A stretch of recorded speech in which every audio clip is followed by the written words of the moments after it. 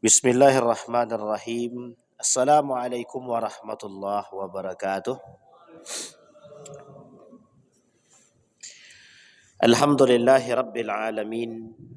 Wabihi nasta'inu ala umurid dunya waddin. Wassalatu wassalamu ala ashrafil anbiya'i wal mursalin wa ala alihi wa sahbihi ajma'in. Allahumma salli wa sallim wa barik ala hadha an-nabiyyil karim. Allahumma salli ala Muhammad wa ala ali Muhammad fil alamin innaka Hamidum Majid.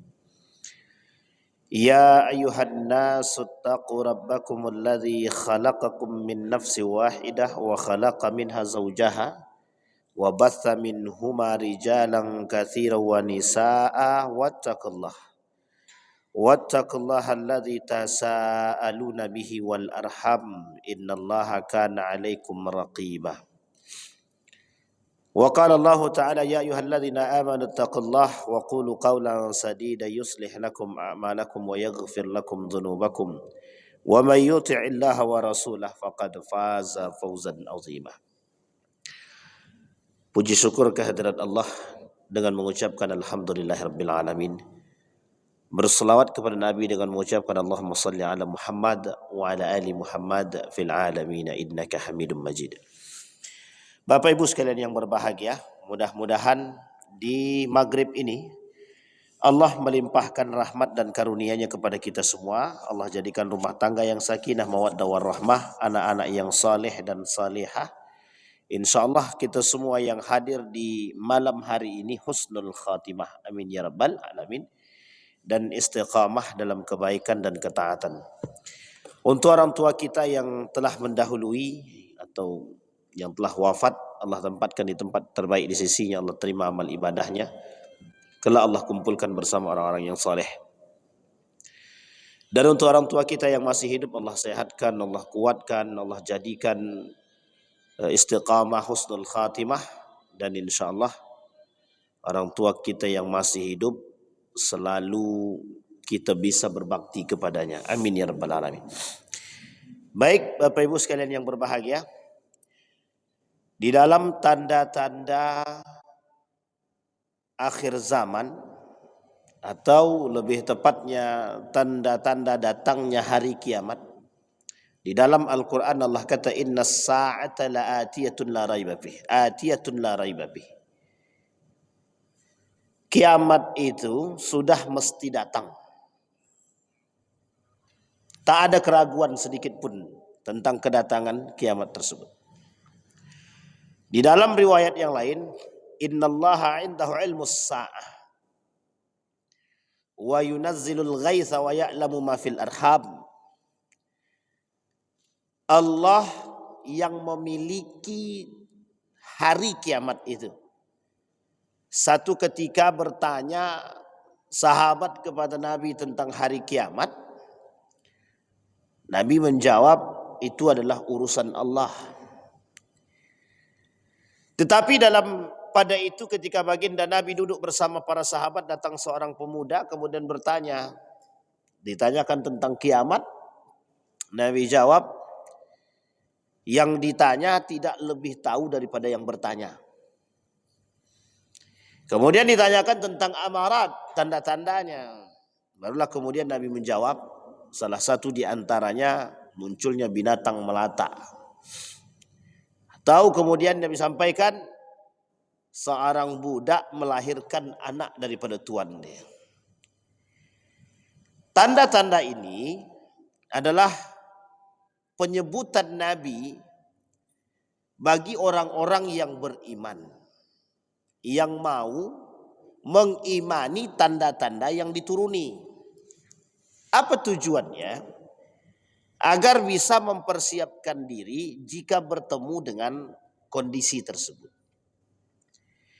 Maka muncul dalam pandangan ilmu sa'ah, ilmu hari kiamat itu, setidaknya tanda-tanda hari kiamat itu kata para ulama terbagi dua, yang besar dan yang kecil. Di dalam tanda-tanda kiamat yang kecil sudah kita pelajari, sekarang masuk kepada tanda kiamat yang besar. Yang oleh sebagian ulama mengatakan setidaknya ada 4 figura hari kiamat. Ada 4 figura di akhir zaman sebagai gerbang masuknya kepada hari kiamat. Yang pertama, munculnya Dajjal. Yang kedua, Ya'jud wa Ma'jud. Figura. Yang ketiga, ada persoalan Al-Mahdi wa nuzul Isa. Yang keempat tu Imam Mahdi, begitu juga turunnya Nabi Isa alaihissalam. Dalam pandangan para ulama, kalau 4 figura ini, dalam 4 model ini, dalam 4 bayangan dan tanda ini, dan alamat ini sudah terjadi, maka bisa kita katakan kedatangan kiamat itu. Terutama persoalan turunnya Nabi Isa. Tak disebutkan oleh Nabi dalam hadis yang lain kecuali kata Nabi itu berkaitan dengan datangnya kiamat. Persoalan turunnya Nabi Isa. Tidak ada persoalan turunnya Nabi Isa itu kecuali pada persoalan hari kiamat. Begitu juga pada persoalannya Imam Al-Mahdi. Nah, malam hari ini kita akan coba bahas sedikit tentang Imam Al-Mahdi atau Al-Mahdi. Siapa Al-Mahdi? Bagaimana model nasabnya? Yang pertama yang mau kita bahas, pernyataan Mahdi atau Imam Mahdi dalam hadis yang sahih. Serendah-rendahnya dalam hadis yang hasan. Yang kedua nanti akan kita sampaikan, jika waktu memungkinkan, Al-Mahdi dalam pandangan Yahudi dan Al-Mahdi dalam pandangan Syiah. Dan yang ketiga nanti Al-Mahdi dalam pandangan para ilmuwan. Apa yang mereka sebut dengan tentara Mahdi, apa yang mereka sebut sebagai penyelamat. Kalau bahasa lainnya kata orang Yahudi, juru selamat. Juru selamat. Tak hanya di agama lain yang punya juru selamat, di Yahudi juga punya juru selamat. Nah, ini yang kemudian akan kita coba. Maka kata baginda Nabi Muhammad sallallahu alaihi wasallam, Al-Mahdiyu minna ahlal baiti yuslihullahu fi lailatin. Kata Nabi dalam hadisnya dari Ali bin Abi Thalib, Al-Mahdi itu termasuk dari golongan kami, Ahlul Bait. Allah memperbaikinya pada malam hari. Hadis ini diriwayatkan oleh Imam Ahmad. Kemudian dalam riwayat Ibnu Majah dengan model yang sama, kemunculan Imam Mahdi adalah sebuah keniscayaan yang tak bisa kita mungkari, kita ingkari.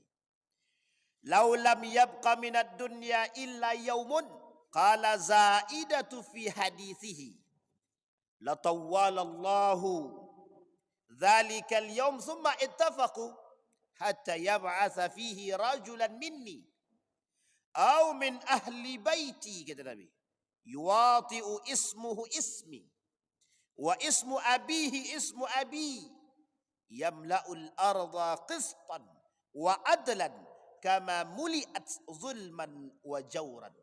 Kata Nabi, andai kata tidak tersisa di muka bumi ini 1 hari, Zaidah kemudian bertutur pada hadisnya, sesungguhnya Allah akan memanjangkan hari itu. Kemudian mereka para rawi bersepakat hingga Allah membangkitkan pada hari itu seorang lelaki yang namanya sama dengan namaku, nama bapak dia sama dengan nama bapakku, gitu. Dia memenuhi bumi ini dengan keadilan. Kemudian sebagaimana sebelumnya bumi telah dipenuhi dengan kezaliman dan kelaliman. Kezaliman. Ini poin penting untuk kita pahami dari hadis dulu. Dalam riwayat yang lain, la tadhhabu aw la tanqadi ad-dunya hatta yamlika al-araba rajulun min ahli baiti yuwati'u ismuhu ismi. Kata Nabi, tidak hilang atau tidak berakhir dunia ini sampai seorang lelaki dari kalangan ahlul bait memimpin bangsa Arab yang namanya mirip dengan namaku. Sampai sini dulu kita bahas. Bapak Ibu sekalian yang berbahagia, persoalan Imam Mahdi ini tidak bisa kita ingkari. Para ulama dari berbagai macam kalangan, baik Malaysia, Arab, Saudi Arabia misalkan, Yaman, dan para asatid dan da'i-da'i yang lain, mencoba memahami maksud daripada Imam Al-Mahdi dalam berbagai macam kacamata. Termasuk salah satunya dalam kacamata para ilmuwan. Ada yang mengatakan tentaranya Mahdi itu teknologi. Ada yang mengatakan tentara Al-Mahdi itu adalah orang yang kelak memenangkan dalam perperangan terakhir. Dan lain sebagainya.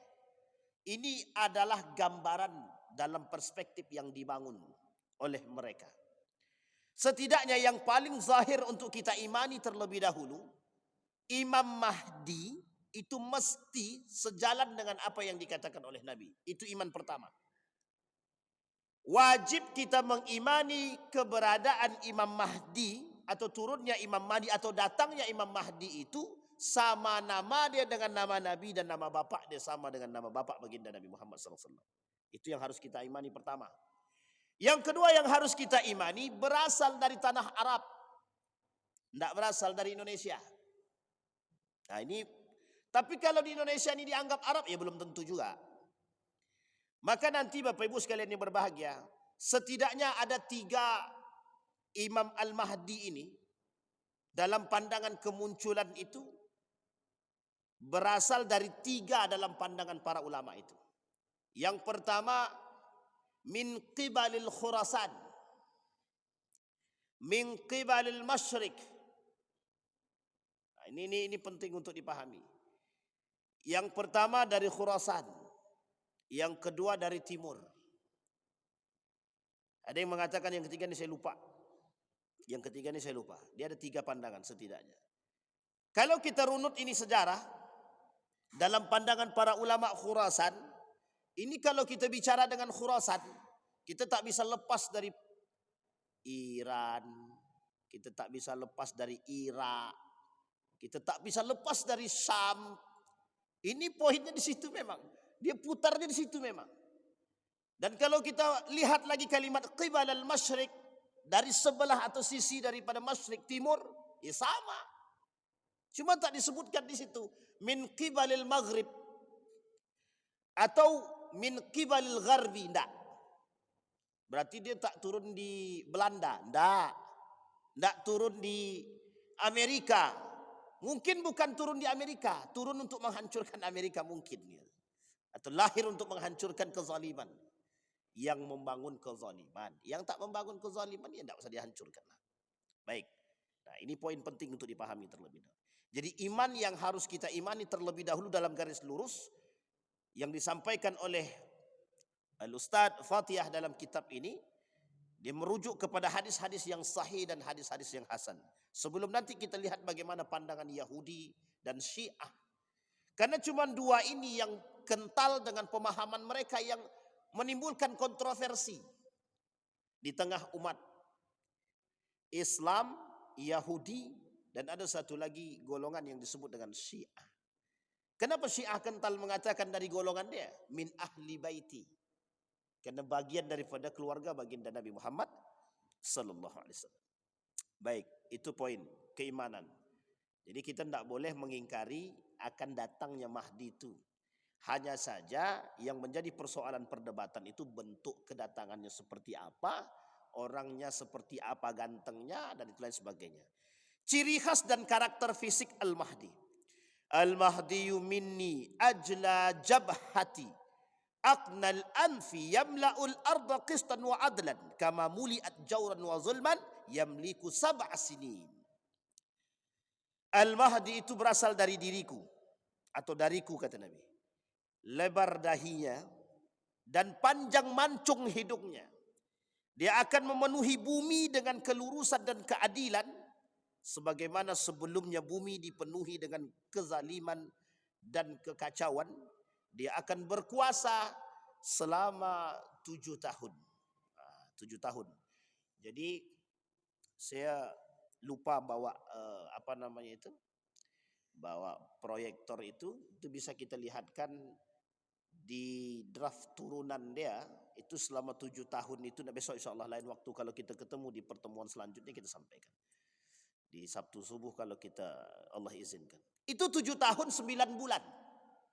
Diprediksi oleh para ulama lama kepemimpinannya Al-Mahdi itu 7 tahun 9 bulan. Dan itu masa perperangan kata para ulama. Orang yang datang untuk menumpas kezaliman itu. Baru ingat saya ada satu kota yang disebut bisa jadi gitu. Kalau kita merujuk kepada karakternya orang-orang Pakistan dan Afghanistan, ini juga poin pandangan oleh para ulama. Kata mereka kalau dilihat daripada ciri-ciri dia, ciri keberaniannya, ciri kekuatannya, ciri kebangkitannya, dan daerahnya, itu hampir masuk pada posisi itu.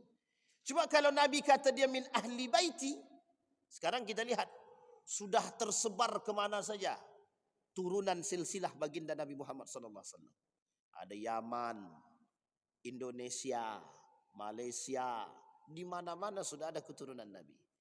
Artinya, ini termasuk salah satu poin yang membantah yang mengatakan bahwa keturunan Nabi sudah habis. Jadi kalau ada yang mengatakan keturunan Nabi sudah habis ketika tragedi Karbala, berarti dia tidak akan mengimani keberadaan Al-Mahdi. Karena hadis Nabi mengatakan Al-Mahdi itu datang dari Kibali, dari ahli baiti. Ini menunjukkan dalil yang menunjukkan bahwa keluarga Nabi, keturunan Nabi masih ada yang hidup. Maka bisa jadi Afghanistan, bisa jadi Pakistan, bisa jadi apakah mungkin dari Nejat? Tidak. Karena Nejat satu kota yang diancam, yang disebutkan akan kecelakaan. Celakalah bagi Nejat dan celakalah bagi Kufah. Kufah itu mana? Irak. Tapi dalam perperangan, dalam struktur perperangan, oleh para ulama dilihat dalam gambaran 7 tahun 9 bulan itu, negara yang ikut terkhusus yang Arab itu, yang Timur itu, yang Khurasan itu, masuk semua. Irak, Iran, Syria, Yordan, Pakistan, Afghanistan. Itu masuk semua. Saudi Arabia, masuk semua. Artinya apa? Timur. Dulu, tidak bisa diingkari, Renaissance. Kita bicara tentang sedikit Renaissance. Renaissance itu artinya kebangkitan Islam. Oleh sebagian pandangan oleh para ilmuwan mengatakan Renaissance itu kebangkitan Islam itu dari situ, Khurasan, dari Iran, dari Irak. Waktu itu masa kepemimpinan itu Kufah. Daulah Abbasiyah, Umayyah di Damaskus, ada kemudian Abbasiyah. Dan ini poin penting, Abbasiyah di Kufah.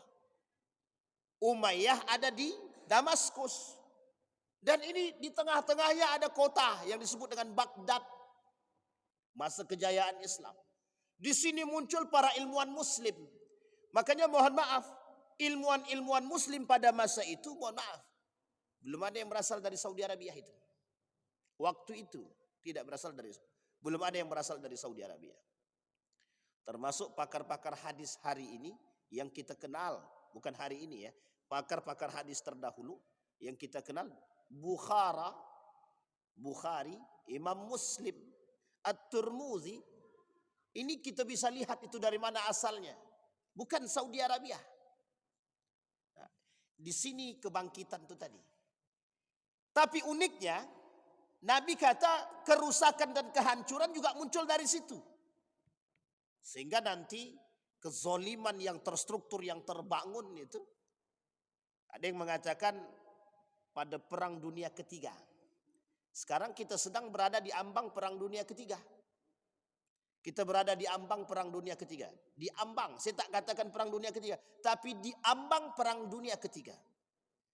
Ada yang mengatakan di ambang perang dunia ketiga, disinilah perannya Imam Mahdi. Gitu. Tapi itu kan pandangan. Kita tak salahkan pandangan orang yang mencoba dengan pandangan secara ilmiah yang mereka pandang melalui hasil analisa. Tapi Nabi mengatakan dalam hadis dia, secara jelas kata Nabi, Imam Mahdi akan datang kepada umat manusia ketika itu terkhusus bagi orang muslim untuk mendirikan keadilan dan mendirikan kejujuran. Itu yang jelas. Kemudian kemunculan Imam Mahdi ditandai dengan pertikaian 3 putra khalifah. Nah, ini dia. Maka ada yang mengatakan, apa betul kelak 3 pertikaian itu yang disebutkan pada masa dahulu? Ada ulama yang mengatakan, apakah itu ketika mati atau meninggalnya Raja Salman?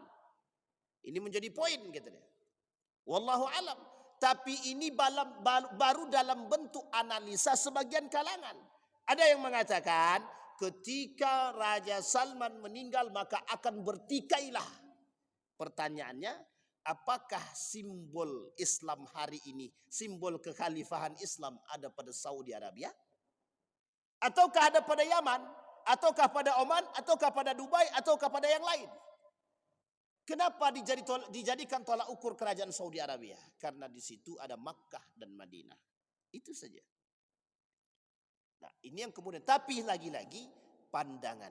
Nabi tak katakan secara jelas siapa orangnya, di mana tempatnya. Nabi tak katakan jelas. Yaqtatilu inda kanzikum salasatun. Kulluhum ibnu khalifah. Thumma la yasiru ila wahidin minhum. Thumma tatlu'ur rayat. As-sudu. Min kibalil masyriq fayaqtulunakum qatlan lam yuqtalhu qaumun thumma dzakara syai'an la ahfazuhu faqala fa idza ra'aitumuhu fabayi'uhu walau habwan 'ala thalji fa innahu khalifatullahil mahdi. Akan berperang memperebutkan harta dan kekuasaan, pembendaharaan kalian 3 golongan. Semuanya anak keturunan khalifah.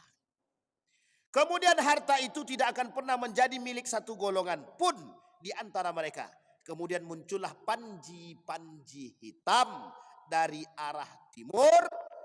Lantas mereka akan memerangi kalian dengan sebuah perperangan yang belum pernah satu kaum pun diperangi seperti itu. Kemudian Rasulullah menceritakan sesuatu yang aku tidak menghafalnya. Lalu beliau bersabda, apakah kalian melihat? Apabila kalian melihatnya maka baiatlah dia, itu adalah sesungguhnya panjinya Allah Al-Mahdi. Sekarang kita coba lihat sejarah, bukan sejarah. Sekarang coba kita menelaah sedikit.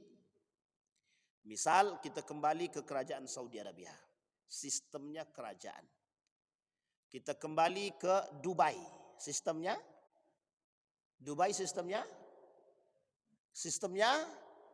kerajaan. Kita kembali ke negara Arab yang lain, Oman, Qatar, semua memiliki model-model kekerajaan. Dan ini kerajaan Islam dan negara Islam. Kalau berbicara persoalan khalifah, satu, dia mesti Islam. Sekarang kita lihat latar daripada kejadian-kejadian. Apakah Qatar terjadi pertikaian? Tidak. Apakah Oman terjadi pertikaian? Belum. Apakah Dubai terjadi pertikaian? Belum. Tapi perebutan kekuasaan pada masa Dubai belum nampak, belum heboh, tak seheboh yang kita lihat sekarang pada masa kerajaan itu. Maka oleh para ulama menjadi tolak ukur. Apakah Yaman? Yaman tidak. Apakah Syria? Tak nampak. Apakah Pakistan? Belum jelas. Apakah Afghanistan? Kita lihat modelnya. Apakah Turki? Semua belum nampak secara jelas. Disinilah butuh yang disebut dengan analisa. Disinilah para ilmuwan mencoba menganalisa secara ilmiah mana yang disebut dengan khalifah, mana yang disebut dengan pertaruhan, mana yang disebut dengan pertarungan. Kita lihat kilas balik sejarah. Ada pada masa kerajaan Saudi juga terjadi pertikaian antar keluarga yang kita tidak tahu latar belakangnya apa. Oman kita tak dengar, Qatar kita tak dengar, tapi negara-negara ini itu memiliki kekayaan yang melimpah. Oman punya kekayaan, Qatar punya kekayaan, Dubai punya kekayaan. Saking kayanya Dubai, dia punya masa depan yang dia kata, kelak kami akan membangun gedung yang tinggi melayang. Jadi besok Dubai mau buat gedung melayang.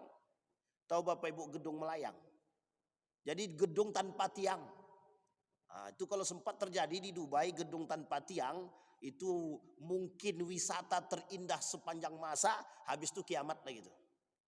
Baru terbangun langsung kiamat, akan nyesel juga. Na'udzubillahi tsumma na'udzubillah. Baik.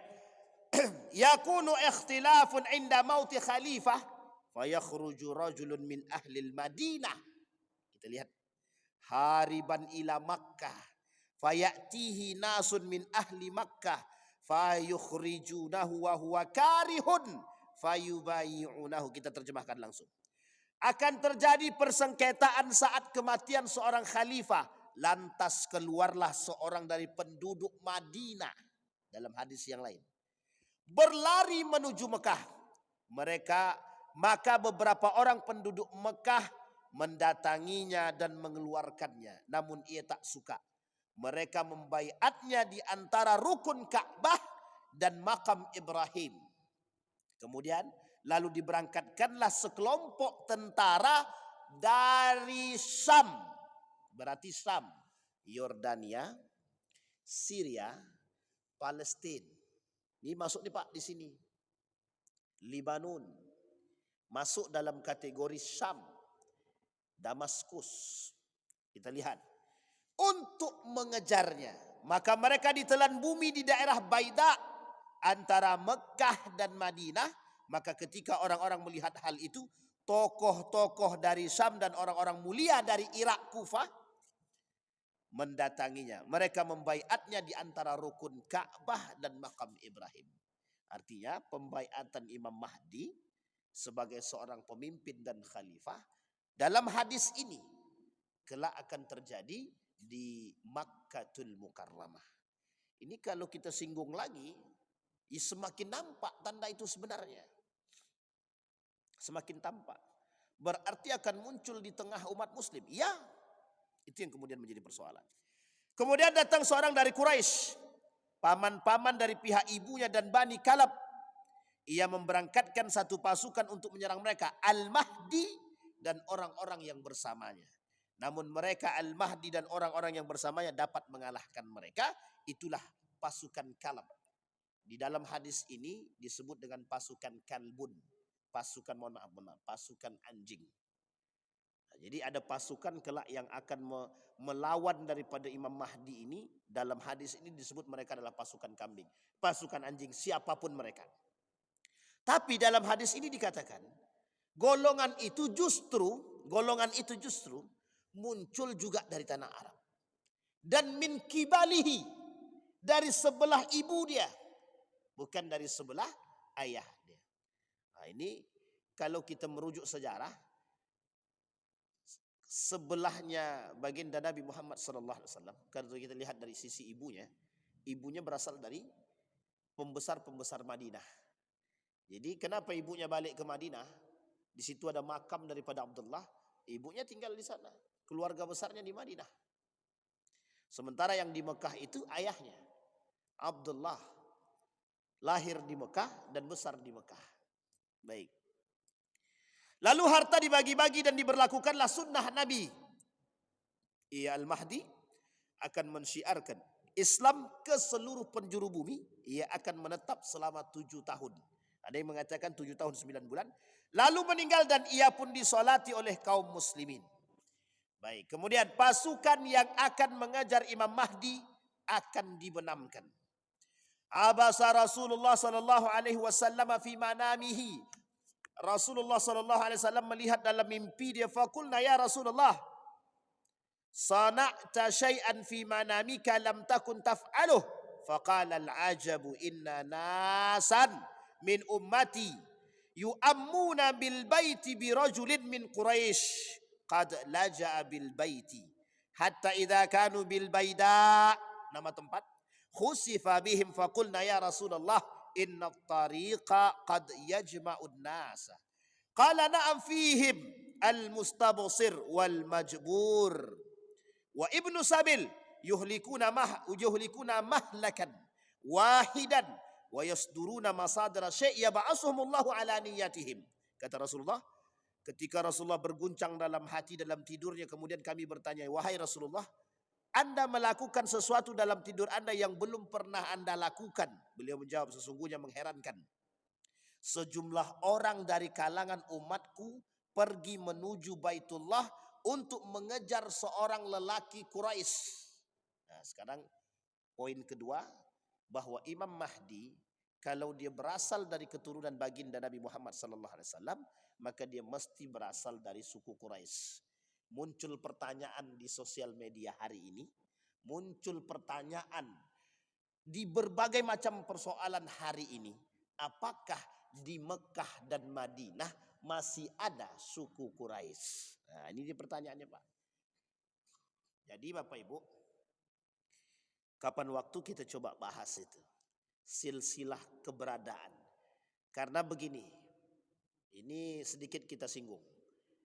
Kerajaan Saudi Arabia ini itu berasal dari nama pemimpin dia. Nama pemimpinnya Ibnu Saud. Ibnu Saud ini mengambil alih tanah Hijaz dari seorang khalifah yang juga merebut kekuasaan ini dari tangan Turki Utsmani yang bernama Syarif Hussein. Syarif Hussein ini menurut riwayat sejarah berasal dari keluarga atau keturunan baginda Nabi Muhammad SAW. Ketika itu direbutlah kekuasaan Hijaz ini oleh Ibnu Saud yang ketika itu dalam riwayat berasal dari, mohon maaf, yang disebut dengan Nejat. Ada yang mengatakan Nejat itu adalah Riyadh. Nejat itu adalah Riyadh sekarang. Sebagian orang mengatakan, sebagian ulama mengatakan Nejat itu adalah Riyadh. Sebagian lagi mengatakan Nejat itu di perbatasan. Perbatasan tidak masuk Saudi tapi hampir mendekat kepada Saudi. Bisa jadi ada yang mengatakan Nejat tersebut ya dari arahnya Irak, Iran. Karena dari situ muncul pemberontak-pemberontak yang jahat. Gitu. Kok disandingkan begitu? Karena memang begitu doanya Nabi. Ketika Nabi berdoa, ya Allah berkahilah untuk Yaman dan Syam. Datang pemuda, bagaimana dengan Nejat? 1 kali tak dihiraukan Nabi, 2 kali tak dihiraukan, pas 3 kali langsung disampaikan Nabi. Celakalah bagi mereka, katanya. Nah, ini yang kemudian oleh para ulama melihat mana yang disebut dengan Nejat itu. Sehingga dia mengatakan Riyadh sekarang. Kalau kita lihat kasus-kasus di Riyadh ini, Masya Allah, parah sangat. Di Riyadh itu parah. Orang-orang bebas melakukan kemaksiatan. Ya sebenarnya bukan bebas, tapi memang dibebaskan. Kita nggak tahu apakah dibebaskan atau bagaimana, kita nggak tahu itu. Kalau kita rujuk kepada Irak, Iran, Syiah mana yang tak melakukan kerusakan? Tidak ada. Sampai Syiah yang pindah ke Mesir, disebut mendapat julukan namanya Syiah Fatimiyah, itu juga ikut menghancurkan Islam itu dulu. Sampai Mesir itu pernah jaya pada masanya, pada masa kekhalifahan, pada masa kepemimpinan Syiah Fatimiyah. Ada namanya Syiah Safawiyah juga pernah memberontak kepada Turki Utsmani. Itu jalur munculnya dari mana? Irak, Iran. Pertanyaannya berarti dari situ muncul kerusakan, ya. Khawarij muncul dari mana? Irak, perbatasan Harura. Perbatasan Irak, Harura. Di mana muncul Mu'tazilah? Juga dari situ. Di mana munculnya kaum Syiah itu juga. Murji'ah dari situ juga. Kelompok-kelompok yang ingin melepaskan diri. Artinya banyak juga aliran-aliran yang muncul dari situ. Nah, ini tolak ukur yang kita lihat. Kembali kepada poin tadi, maka ketika Ibnu Saud ini bekerja sama dengan Inggris ketika itu dalam sejarah, maka dia merebut itu yang disebut dengan Hijaz dari tangan Syarif. Maka ketika muncul pertanyaan, mengapa kerajaan Saudi Arabia ini tidak dari keturunan baginda Nabi? Khalifah atau pemimpinnya, rajanya kok tidak dari keturunan Nabi? Karena ketika itu Ibnu Saud bukanlah seorang keturunan Nabi, tapi lebih tepatnya Ibnu Saud itu adalah seorang saudagar pedagang, memang dari kabilah yang cukup dikenal ketika itu pada masa itu di Riyadh itu, di Najad itu. Sampai di sini bisa dipahami. Satu-satunya negara di muka bumi ini yang diambil dari nama pemimpinnya, yang disebut sebagai Al-Mamlaka Al-Arabiyah As-Saudiyah, kerajaan Saudi Arabia. Diambil dari nama Ibnu Saud yang sampai hari ini turun-temurun kepemimpinannya. Nah, yang kita tidak tahu nih apakah yang terakhir ini setelah Salman ini siapa yang akan naik. Ada yang mengatakan Muhammad bin Salman, ada yang mengatakan ya nggak tahu. Makanya ada yang mengatakan kalau ini selesai, sementara Muhammad bin Salman ini punya beberapa saudara yang dalam pandangan beberapa para pengamat itu mengatakan bahwa ya kerajaan Saudi ini penuh dengan kekayaan yang melimpah. Apakah mungkin tidak ada yang tertarik dengan kekuasaan dan tidak tertarik dengan kekayaan? Nah, di sini poin pentingnya Bapak Ibu. Karena dalam hadis baginda Nabi Muhammad SAW, penyebab pertikaian khalifah itu satu adalah kekayaan, yang kedua kekuasaan. Kita rujuk kepada sejarah. Runtuh Turki Utsmani itu perebutan kekuasaan dan kekayaan. Daulah Abbasiyah itu disebabkan kekayaan dan kekuasaan. Sama dinasti Umayyah, sama kekuasaan dan kekayaan. Artinya banyak orang yang memperkaya diri di akhir masa dinasti kerajaan Umayyah, kerajaan Abbasiyah, kerajaan Spanyol dan lain sebagainya. Singkat cerita Islam tergulingkan hanya persoalan itu. Begitu juga di akhir. Karena di akhir ini setelah dimulai dengan sistem nepotisme maka akan diakhiri dengan sistem kehancuran. Maka pengamat politik mengatakan begini. Hancurnya sistem dinasti itu disebabkan karena sistem perebutan kekuasaan. Jadi rata-rata sistem kerajaan itu hancur disebabkan karena perebutan kekuasaan. Sedangkan tak sistem kerajaannya ada sistem kudeta, apalagi sistem kerajaan. Pokoknya aku ini anak tertua yang lebih berhak memimpin, kan begitu. Sehingga kalau adik-adiknya tidak punya iman yang kuat, ya bertikailah. Tapi dalam sejarah mana yang tidak terjadi perebutan kekuasaan? Hampir di setiap kerajaan terjadi perebutan kekuasaan. Artinya dimulai dengan sistem dinasti pada masa Muawiyah bin Abi Sufyan, maka akan diakhiri dengan perebutan kekuasaan yang kelak pertikaian itu di tengah umat muslim itu sendiri untuk memilih siapa khalifah dia. Karena sistemnya khilafah. Baik. Nah di sini Bapak Ibu sekalian yang berbahagia. Maka kemudian kata Nabi, dari kalian umatku mengajar seorang lelaki Quraisy yang sudah berlindung di Baitullah. Namun ketika pasukan itu berada di gurun pasir, mereka dibenamkan di dalam bumi. Kami bertanya, wahai Rasulullah, bukankah rombongan itu menghimpun banyak orang? Beliau menjawab, ya, di antara mereka ada yang memang berniat ke Baitullah, ada pula yang dipaksakan ikut, ada juga orang-orang yang kehabisan bekal di perjalanan. Mereka semua dibinasakan oleh Allah. Tetapi mereka akan muncul di tempat yang berbeda-beda. Allah membangkitkan mereka berdasarkan niat mereka.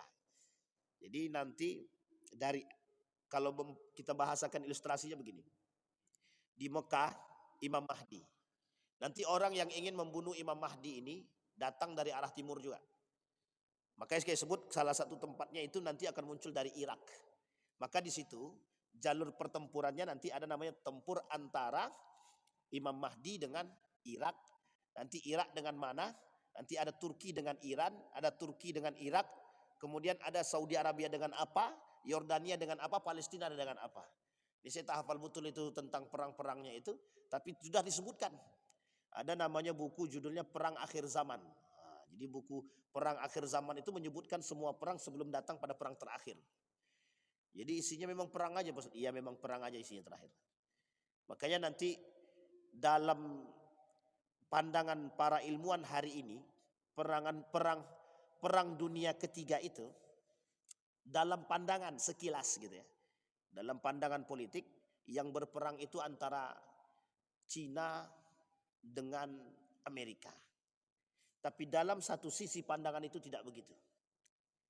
Dalam satu sisi perang itu, satu di antara sekian banyak negara Arab itu, ada satu negara Arab yang ikut memiliki strategi perang yang bagus. Salah satunya dianggap adalah kerajaan Saudi Arabia. Nah, ini kita coba cek sedikit. Mengapa Saudi Arabia berpindah dari kilang minyak ke pariwisata? Kalau kilang minyak yang menekannya banyak, kalau pariwisata tidak ada yang menekan. Jadi ada juga yang berpandangan strategi yang dibangun oleh Muhammad bin Salman bagus. Apa bagusnya? Membangun wisata, pendapatan dari wisata. Coba bayangkan pendapatan dari wisata. Baitullah dijadikan wisata, wow begitu banyak. Maka kata Nabi dalam hadisnya sendiri, nanti akan datang orang pergi ke Baitullah itu bukan tujuannya untuk haji. Nabi bilang dalam riwayat yang lain, ada orang kelak di akhir zaman itu pergi ke Mekah bukan untuk haji, tapi untuk foya-foya, untuk melihat, untuk ini, untuk itu dan lain sebagainya. Termasuk salah satunya dalam hadis yang kita sebut tadi.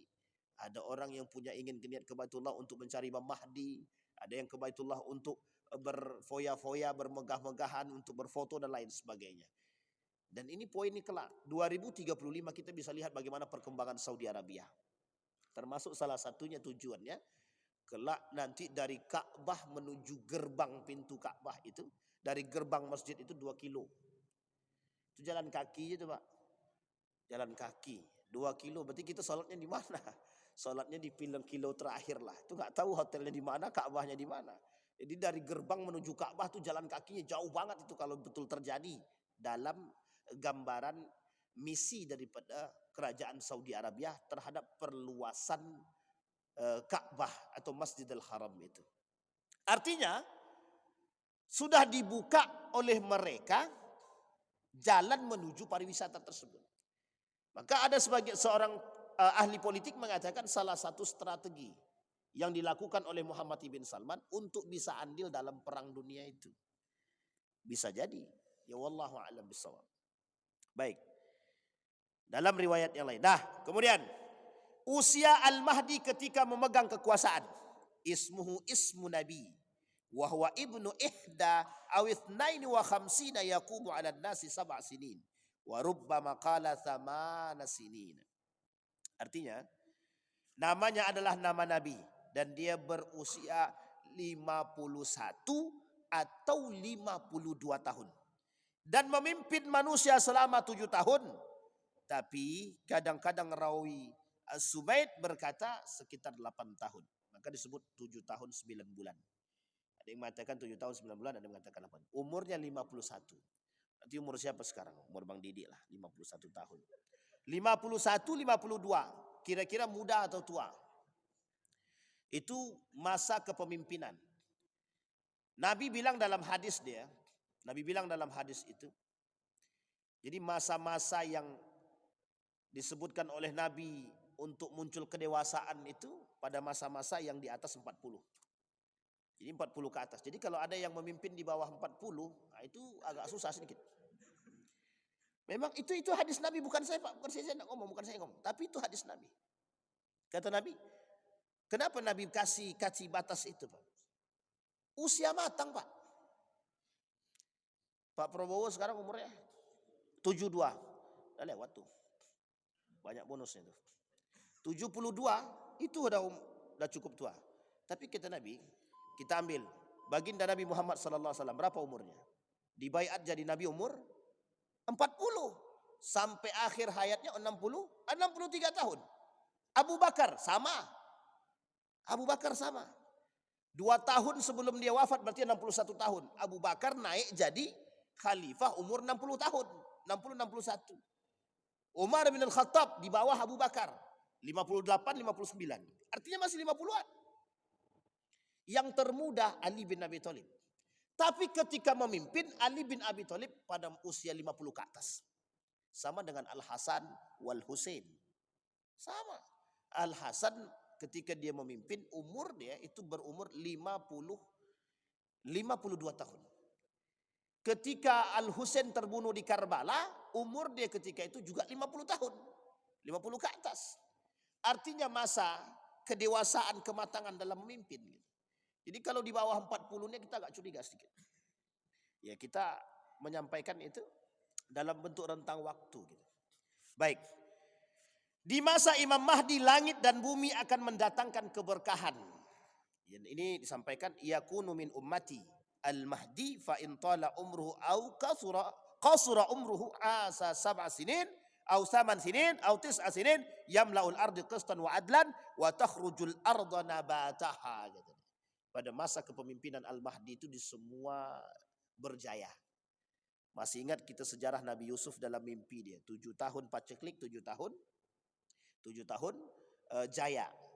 Pada masa 7 tahun paceklik, dalam mimpi dia disuruhnya Raja Fir'aun itu untuk sebelum datang 7 tahun paceklik tadi simpan semua. Kalimat ini hampir serupa sebenarnya. 7 tahun lamanya kepemimpinan Al-Mahdi, di 7 tahun itu masa kejayaan umat muslim. Sekarang kita runut sejarah.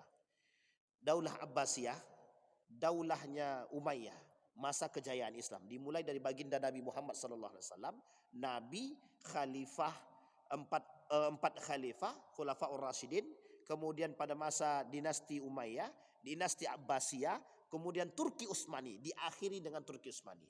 Nabi dibaiat menjadi nabi umur 40, berarti sekitar 630-an. 600-an atau 630-an. 630-an sampai runtuhnya Turki ini 1925. Berapa lama? Dari 600, kita ambillah 600 sampai 1925. Itu masa kejayaan Islam. Berapa lama? Lama lah pokoknya Pak. 6, berapa abad tuh? Hitung Bang Yan. Berapa? 12 lebih. 13 abad lamanya. Sekarang kita lihat 1500. Berarti 1500 tahun yang lalu Nabi pernah berkata, kata Nabi, kelak di tahun-tahun akhir itu akan muncul seorang pemimpin dari kalanganku yang bernama Al-Mahdi. Namanya sama, Ahmad. Dalam pandangan lain Ahmad, dalam riwayat yang lain dikatakan Muhammad. Sekarang nama ayahnya sama Abdullah. Apa maksud isyarat daripada ini? Satu isyaratnya, umat muslim yang masih berpegang teguh dengan Nabi yang selamat dan bertemu.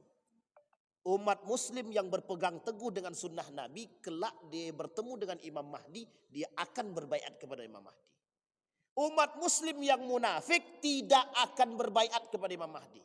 Itu poinnya Pak. Karena kelak yang beriman kepada Imam Mahdi adalah umat mukmin yang berpegang teguh dengan sunnah Nabi. Nah ini poin kita. Kita lanjutkan di pertemuan yang akan datang. Mudah-mudahan ada manfaat bagi kita semua. Mudah-mudahan bisa menambah keimanan kita. Setidaknya kita sebagai orang beriman mempersiapkan diri untuk menjadi manusia yang kokoh secara keimanan. Fa'tabiru ya ulil absar la'allakum tuflihun. Assalamualaikum warahmatullahi wabarakatuh.